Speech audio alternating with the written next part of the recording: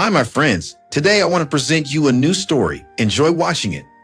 The rain blurred the city lights into streaks of gold and red as I drove aimlessly through the slick streets. My shift was dragging, and so was my spirit. Another slow night meant another day of falling further behind on rent, utilities, and every other bill screaming for my attention. My fingers gripped the steering wheel tighter as I passed the illuminated clock on a bank tower. 11:47 p.m. Just as I turned onto Madison Street, I saw her, a woman standing alone under a flickering street lamp, a small boy clutching her side. She wasn't waving, just staring out into the empty road as if debating whether to call for help or surrender to the darkness of the night. The boy tugged at her coat. She finally raised her arm, hesitantly signaling for a ride. Pulling over, I lowered the window. "You need a cab." She nodded, her voice barely audible over the rain. "Riverside Drive, please." "Get in," I said, unlocking the doors. The boy climbed in first, his sneakers squeaking against the wet floor mats. The woman slid in after him, holding him close as though the world might tear him away at any moment. Her face was pale, streaked with tears she wasn't even bothering to wipe away. "You okay?" I asked, glancing at her in the rearview mirror. She hesitated, then gave a small nod. "It's just been a rough night." The silence that followed was heavy. The boy whispered something to her, and she whispered back, "It's fine, sweetheart. We're almost home." Riverside Drive wasn't far, but it felt like the longest ride of my life. I kept stealing glances at her. Something about the way she clutched that boy like a lifeline told me her story was bigger than a rough night.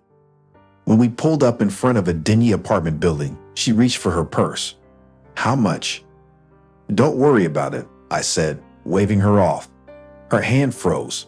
"I can't let you—" "Lady," I interrupted, my tone firmer than I intended. "You look like you got enough to deal with. Just take care of your kid, okay?" She stared at me, her eyes wide and glistening, as if no one had ever shown her a shred of kindness before. "Thank you," she whispered, her voice breaking. I nodded, already looking away to spare us both the awkwardness of the moment. She guided the boy out of the cab, holding his hand as they disappeared into the shadow of the building's entrance. I sat there for a moment longer, the rain pattering against the windshield, my reflection staring back at me. It had been just another ride, but something about it felt different. Shrugging it off, I put the car in gear and drove away, never imagining that one small gesture would set the wheels of my own fate into motion. The clock by my bed glowed 1:13 a.m. when the phone buzzed on the nightstand, cutting through the quiet hum of the ceiling fan. My first instinct was to ignore it. Calls this late were rarely good news. But something nagged at me. What if it was urgent? Grumbling, I reached for the phone, the light from the screen harsh against my tired eyes. "Hello? Is this Tiller Davis?" the taxi driver. The voice on the other end was calm, but edged with purpose. "Yeah, who's asking?" I replied, sitting up now, my heart picking up a beat. "My name is John Harker. I'm calling about the woman you drove tonight." My grip on the phone tightened. "What about her? Is she okay?" "She's safe," he said quickly, as if sensing my alarm. "But there's more to this than you realize. She told us what you did for her, how you refused payment. That act of kindness meant more than you could know." I rubbed my face, trying to shake off the fog of sleep. "Look, I was just doing what felt right. Why are you calling me about it?" There was a pause on the other end. "Because it's not something we can ignore. Her family wants to meet you. They feel indebted." Her family. I frowned, trying to piece this together. The woman I'd driven didn't strike me as someone with anyone to turn to, let alone a family that cared. "Yes," John continued. "I can't explain everything over the phone, but they insisted I reach out to you. Can you meet tomorrow? I'll text you the address." I hesitated. "I don't know. This is all kind of sudden." "I understand," he said, his tone softening. "But trust me when I say this isn't something you'll want to pass up. It's important."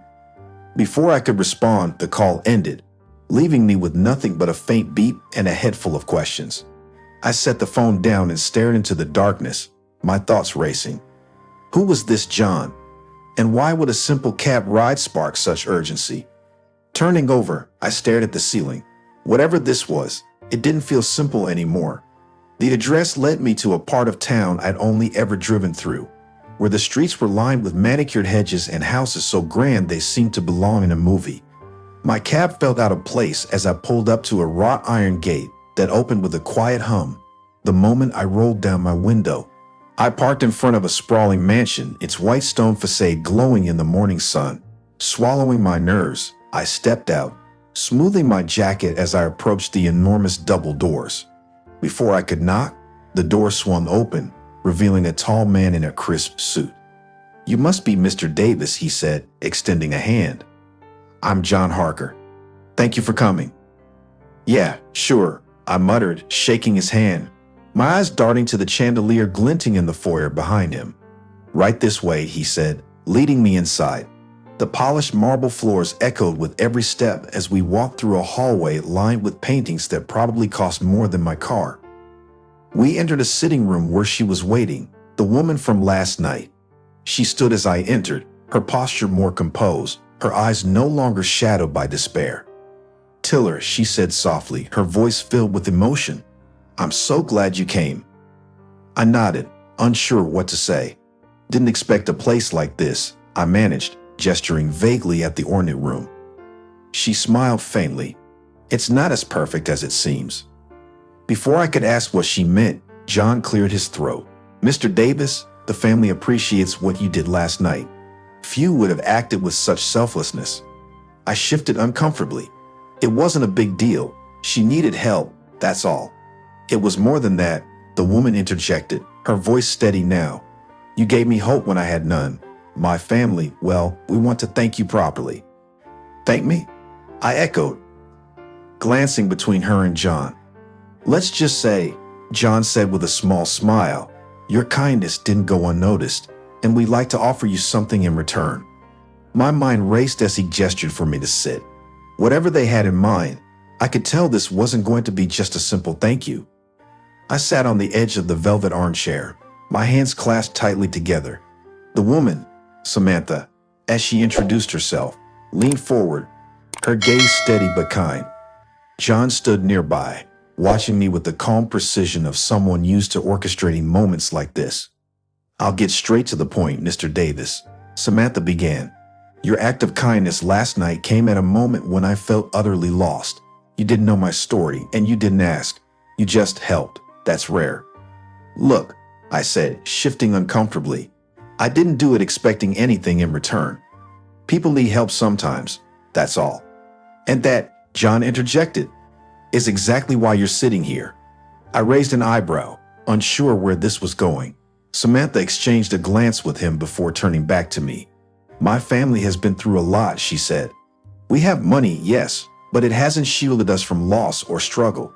We believe in recognizing those who act out of genuine compassion. So, we'd like to offer you something." I frowned. "Offer me what?" John stepped forward, his tone businesslike. "First, enough to clear your debts, completely. Second, a position within one of our businesses, a stable job with a steady income and opportunities to grow. You've worked hard your whole life, Mr. Davis. We'd like to give you a chance to step out of survival mode." For a moment, the words didn't register. "Wait," I said, holding up a hand. "You're telling me you want to wipe out my debts and give me a job, just because I gave someone a free ride?" "It wasn't just a free ride," Samantha said quietly. "It was hope. You didn't have to do what you did, but you did it anyway, and we believe people like you deserve a chance." I sat back, my mind racing. The offer sounded too good to be true, but the sincerity in their voices made it impossible to dismiss. "Why me?" I asked finally. "Because," John replied with a small smile, "we believe in investing in good people, and you, Mr. Davis, are one of them." I exhaled slowly, the weight of their words sinking in. For the first time in years, the idea of a future that didn't terrify me seemed within reach. The weeks that followed felt like stepping into a new world. The job they'd offered wasn't just stable, it was challenging, rewarding, and, for the first time in my life, something I was proud to call mine. Samantha and her family stayed involved, checking in often, their gratitude toward me never waning. But as the days turned into weeks, I began to sense an unease beneath the surface.